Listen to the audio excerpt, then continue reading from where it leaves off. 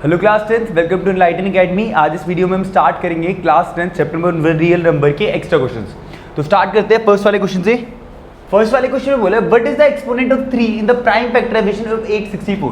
अगर ये कह रहा है अगर हम 864 को प्राइम फैक्टराइज करते हैं, मतलब इसके फैक्टर्स निकालते हैं, तो इसमें 3 के कितने फैक्टर्स आएंगे निकाल लेते हैं। पहले तो 2 से जाएगा, 2 4 8, 2 3 6, 2 2 फिर 2 से जाएगा 2 2 4 1 6, फिर 2 से जाएगा 1 0 8, फिर 2 से जा रहा है 54, फिर 2 से जा रहा है 27, अब 2 से नहीं जाएगा, 3 से जाएगा 9 जा 3 3 जा और 3 इंटू में 1। तो 864 के प्राइम फैक्टर क्या आ गए 1 2 3 4 5। तो 2 की पावर 5 इंटू में 3 की कितनी पावर है 1 2 3 इंटू 3 की पावर 3। इस क्वेश्चन में क्या बोला एक्सपोनेंट ऑफ 3, 3 के एक्सपोनेंट कितना होगा 3, तो इसका आंसर क्या हो जाएगा 3। Easy busy. नेक्स्ट पे चले।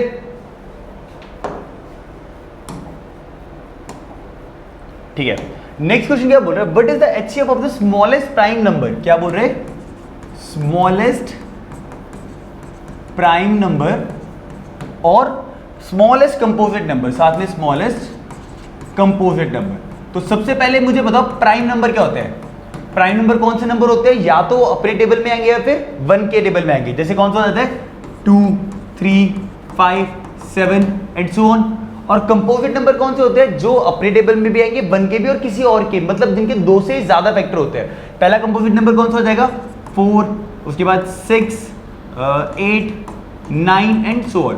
तो स्मॉलेस्ट प्राइम नंबर मतलब 2 का और स्मॉलेस्ट कंपोजिट नंबर मतलब 4 का, इनके क्या बताना है मेरे को एचसीएफ बताना है। तो 2 के अगर मैं फैक्टर निकालूंगा तो क्या आएंगे 2 इंटू में 1, 4 के फैक्टर निकालोगे तो क्या आएंगे 2 इंटू में 2, दोनों में कॉमन क्या आ रहा है 2, तो एचसीएफ क्या हो जाएगा इन दोनों का 2। ये हो गया आंसर। ये मैंने काफी सारे एग्जाम्स में देखा है, तो इसे ध्यान से करे ना, नोट डाउन करो। नेक्स्ट पे चलते हैं। ठीक है, can 2 number have 24 as their HCF and 7 to 9 as their LCM.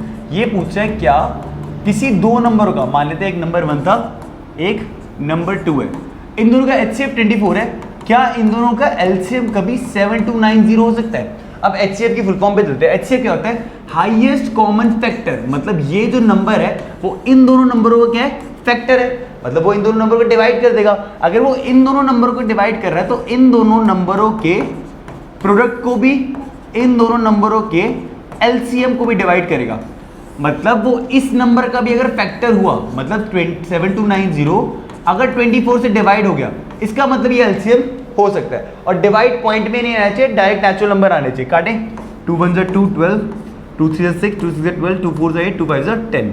अब कट रहे 12 3 से 36 0, 12 3 36 पॉइंट समथिंग आ गया, तो इसका मतलब इसका एलसीएम कभी भी नहीं हो सकता है। क्लियर, क्योंकि अगर होता तो डायरेक्ट ही कट जाता, क्योंकि ये जो एचसीएफ ये आया ये इसका भी फैक्टर है उन नंबरों के साथ। क्लियर है, नोट डाउन करो, फिर आगे चलते हैं। ठीक है, in a school duration of a period junior section is 40 minute, मतलब छोटे बच्चों का 40 मिनट का पीरियड है और सीनियर सेक्शन का 1 घंटे का।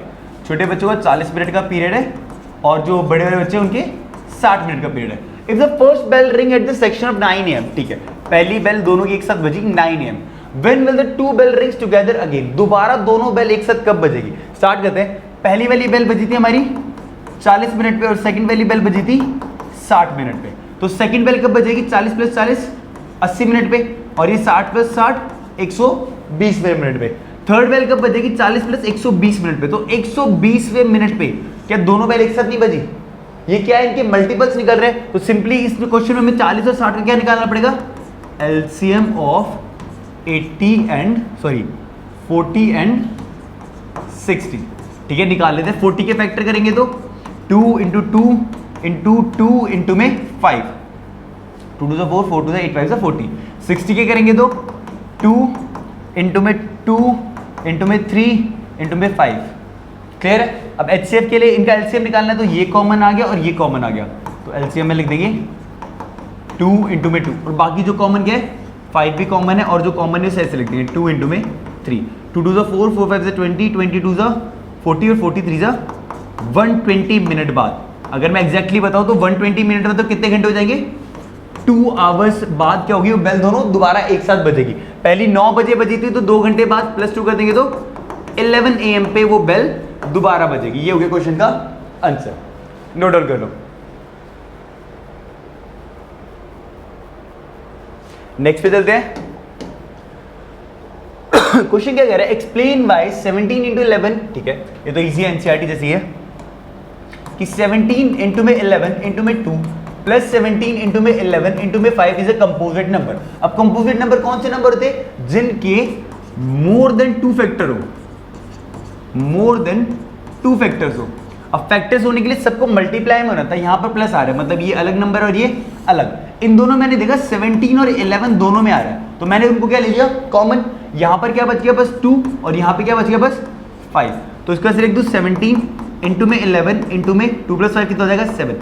क्या इसके मोर देन 2 फैक्टर है, 3 नंबरों में आ रहा है ना, तो मैं बोल सकता हूं ये वाला नंबर क्या हो जाएगा पूरा का पूरा एक कंपोजिट नंबर। इसका रीजन क्या हो जाएगा, yes this number is a composite number because it has more than 2 factors. Simple. Next पे चले, नोट डाउन करो इसको एक बार। चलो नेक्स्ट पे आते हैं। The LCM of 2 number is 14 times H their HCF, ठीक है मुझे नहीं पता, मैं मान लेता हूं किसी 2 नंबरों का एचसीएफ था x, तो इनका एलसीएम इसकी 14 टाइम्स है, तो एलसीएम कितना हो जाएगा 14x, कोई प्रॉब्लम नहीं। The sum of the LCM and HCF is 600, मतलब एचसीएफ प्लस एलसीएम किसके इक्वल है 600। तो ये एचसीएफ कितना है मेरा x, एलसीएम कितना है 14x इज इक्वल टू 600, ये आ जाएगा 15x is equal to 600, x आ जाएगा 600 अपॉन में 15, कटिंग करेंगे तो x की वैल्यू आ गई 40। तो ये एचसीएफ कितना हो जाएगा मेरे यहाँ से 40, और ये 14 इंटू 40 कितना हो जाएगा 0, 14 इंटू 40 हाँ 14 4 16 4 560। क्लियर है। आगे क्या बोल रहा है, if one number is 280 then find the other number. हमें पता है कि यार अगर मैं दोनों नंबरों को मल्टीप्लाई कर दूं तो किसके इक्वल आएगा, एचसीएफ इंटू एलसीएम। पढ़ा ही नहीं हमने, पढ़ा एचसीएफ कितना है मेरा 40, एलसीएम कितना है 560। ये बोल रहा है एक नंबर है मेरा 280, दूसरे वाला नंबर निकाल दो। सिंपल है, 280 या मल्टीप्लाई हो रहा है वहां जाके क्या हो जाएगा डिवाइड 40 इंटू में 560 अपॉन में 280, 0 से 0 गया 4 28 7 8 56। तो दूसरा नंबर क्या हो जाएगा ऑटोमेटिक 80। ये आ गया मेरा आंसर, लिख लो इसको। क्वेश्चन नंबर 7 पे चलते हैं। Prove that under 2 is an irrational number. Same NCERT है। स्टार्ट करते हैं क्वाड्रेटिक थ्योरम से, पहले इसको रैशनल नंबर मान लेते हैं। यहाँ पे क्या लिखा है, let us assume under root 2 is a rational number। अगर अंडर रूट 2 रैशनल नंबर है, सो अगर रैशनल नंबर है तो रैशनल नंबर कौन होते हैं, जो p बाई क्यू के इक्वल होते हैं। p या लिख सकते हैं where p and q are coprime. Simple, यहां तक क्लियर है। अच्छा ठीक है, अब मैं रूट हटाने के लिए क्या करूंगा, स्क्वायर बोथ साइड। रूट 2 का स्क्वायर हो जाएगा यहां पर हो जाएगा p का स्क्वायर अपॉन में q का स्क्वायर। रूट 2 का स्क्वायर मतलब 2, p का स्क्वायर q का स्क्वायर q का स्क्वायर। ये चला जाएगा यहाँ पर डिवाइड में, तो multiply 2q square is equal to p square. इसे मान लेते हैं फर्स्ट इक्वेशन। 2 यहाँ पर मल्टीप्लाई का, वहां जाके क्या हो जाएगा डिवाइड। अब p का स्क्वायर किससे डिवाइड हो रहा है 2 से, तो मैं लिख सकता हूँ p square is divisible by 2। अगर p का स्क्वायर 2 से डिविजिबल है तो p is also divisible by 2। Any problem. अगर p का स्क्वायर 2 से डिविजिबल तो p भी 2 से डिविजिबल है। आगे बढ़ते हैं, अगर p को मैं 2 से डिवाइड करूंगा तो कोई ना कोई आंसर आएगा, मान लेते हैं c आएगा, और c इज एनी इंटीजर, कोई भी इंटीजर हो सकता है वो। आगे बढ़े, अब इसको क्या दूंगा दोबारा, स्क्वायर बोथ साइड। तो ये क्या हो जाएगा p अपॉन में 2 का whole square is equal to c का होल स्क्वायर। p का स्क्वायर देगा p का स्क्वायर, 2 का स्क्वायर देगा 4 is equal to c square. याद है p स्क्वायर की वैल्यू क्या थी हमारी 2q स्क्वायर, तो p स्क्वायर की जगह पुट कर दूंगा 2q स्क्वायर अपॉन में 4 is equal to c square, और यहाँ पे लिख दूंगा इसे बाय इक्वेशन 1। सिंपल लर्न करना स्टेप बाय स्टेप, 5 से 6 बार ऐसे क्वेश्चन कर लेना, दिमाग में बैठ जाएगा। इसे कटिंग करें यहाँ पे 2 से, तो q स्क्वायर अपॉन में 2 is equal to c square. इसका मतलब q स्क्वायर भी किससे डिविजिबल है, q square is divisible by 2। इसका मतलब q is also divisible by 2। अब एक बात बताओ, P और Q तो को प्राइम है। को प्राइम कौन से नंबर होते हैं जिनका 1 के अलावा कोई भी कॉमन फैक्टर नहीं होता, लेकिन यहां पर Q भी 2 से डिविजिबल है और P भी 2 से डिविजिबल है। इसका मतलब हमने जो माना है वो गलत है, तो हम लिखेंगे this contradiction arises due to our wrong assumptions। इसका मतलब √2 is an irrational number। हमने रैशनल माना तो आखिरी में जो हम प्रूफ करे थे वो क्या हो गया, गलत। अगर रैशनल नहीं तो ऑटोमेटिकली क्या हो जाएगा, इरैशनल। लिख लो इसे, नेक्स्ट पे चलते हैं फिर। ठीक है, इस बार कर रहे हैं √p को प्रूव करना है कि वो इरैशनल है नहीं। बिल्कुल सेम करेंगे। सबसे पहले इसे मान लेंगे, let us assume √p is a rational number. दूसरा कलर इस बार रेड से करते हैं, रैशनल नंबर। तो इसका मतलब क्या हो जाएगा, √p किसके इक्वल होगा। अब p बाई क्यू नहीं लेंगे क्योंकि p पहले गिवन है, अगर p बाई क्यू ले ले तो बहुत कॉन्ट्रडिक्शन हो जाएगी। इस बार मैं a बाई बी मान लूंगा। हमें बस ये पता होना है रैशनल नंबर बाई में होते हैं, तो मैंने इस बार मान लिया a by b, where a and b are coprime. कोई प्रॉब्लम। अब क्या करते हैं, इसे रूट हटाने के लिए स्क्वायर बोथ साइड, √p का स्क्वायर कर देंगे इक्वल टू a का स्क्वायर अपॉन में b का स्क्वायर। √p का स्क्वायर हो जाएगा p equal to a square upon में b स्क्वायर। b स्क्वायर को उधर भेज देता हूँ, ये हो जाएगा pb square equal to a square. इसे मान लेते हैं क्वेश्चन 1, बिल्कुल सेम वही फॉलो करेंगे। p यहाँ पर मल्टीप्लाई में, वहाँ पे आके डिवाइड में आ जाएगा। तो यहाँ से पता लग रहा है कि हमें भाई a square is divisible bye p, तो a is also divisible bye p। अगर a स्क्वायर p से डिविजिबल है तो p भी c से डिविजिबल होगा। अब मैंने a को जब भी p से डिवाइड करा तो कोई ना कोई आंसर आएगा, वो मान लेते हो c, और c इज एनी इंटीजर। कोई प्रॉब्लम। अब दोबारा मैं क्या करूंगा, square both side, square both side. तो ये क्या था, a अपॉन में p का whole square is equal to c का होल स्क्वायर। यहाँ पर आएगा a स्क्वायर अपॉन में p square is equal to c square. Question में a स्क्वायर की वैल्यू हमने पहले निकाली थी, कितनी है, pb स्क्वायर। तो a स्क्वायर की जगह आ जाएगा pb square is equal to c square upon में p स्क्वायर। यहाँ पे लिख दूंगा ये कैसे है, बाय इक्वेशन 1। बिल्कुल सेम फॉलो कर रहे हैं। यहाँ पर p से कट जाएगा तो ये आ जाएगा b स्क्वायर अपॉन में p is equal to c square. यहाँ पे से क्या मुझे पता लग रहा है कि b स्क्वायर भी किससे डिविजिबल है, p से। तो b square is also divisible bye p। तो यहाँ पे क्या हो जाएगा, b square divisible by p, तो b is also divisible bye p। और ऐसा क्यों हो रहा है कि भाई a भी p से डिविजिबल है और b भी p से डिविजिबल है, जबकि हमने क्या मानता है, a और b क्या है, को प्राइम नंबर। इसका रीजन क्या है कि हमने जो माना है वो क्या है, गलत। तो same this contradiction arises due to our wrong assumption √p is an irrational number। लिख लो आराम से, इजी। बिल्कुल सेम वही फॉलो कर रहा है हमने जो लास्ट वाले क्वेश्चन में करा था, कुछ भी चेंज नहीं है। लिख लो, फिर आगे बढ़ते हैं, नेक्स्ट क्वेश्चन पे चलते हैं। बस दूसरा क्वेश्चन और रह गए। ठीक है, इन्होंने क्या बोला, coloured pencils are available in the market in the pack of 12 each. ठीक है, एक पैकेट में कलर्ड पेंसिल कितनी आ रही है, एक पैकेट आ रही है 12। ठीक है, और ये क्या कह रहे हैं, क्रेयॉन कितने आ रहे हैं, एक पैकेट में 32। A girl wants full pack of both. ठीक है, इसे पूरे पूरे पैकेट चाहिए and the same number of pencil and crayon, इसे साथ में दोनों सेम नंबर भी चाहिए। ये जितनी पेंसिल ले रही है उतने क्या ले, क्रेयॉन ले।